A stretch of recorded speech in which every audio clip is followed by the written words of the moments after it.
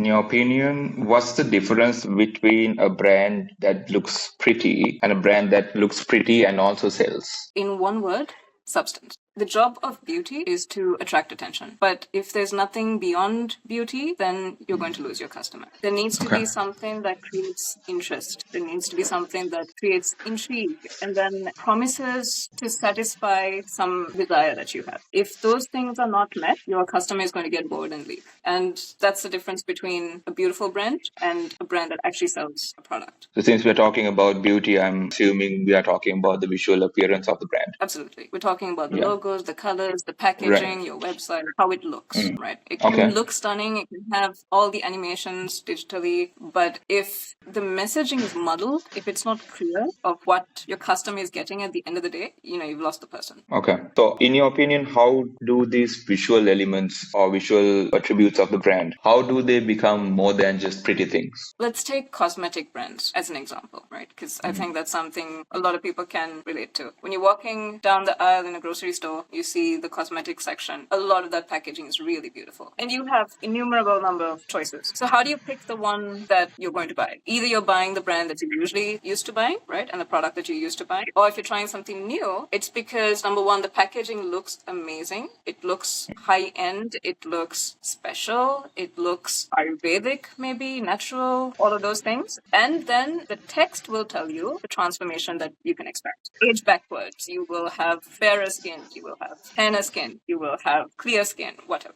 And that final thing is what makes you buy the product. Understood. So while you were talking about this, one parallel that I could draw was, I don't know whether you're aware of this, like Miss Sri Lanka candidate for this time. I think her name is Anudhi. She went up on stage and she kind of spoke about period poverty, and it was such a ballsy move. I think in that context, I don't mean to be sexist, but there were a lot of pretty people, but there was one person who used their prettiness to communicate one singular point. Is that what you're saying? That works too, yes, actually. So beauty used to fulfill a singular purpose is what we're talking about instead of just beauty. Correct.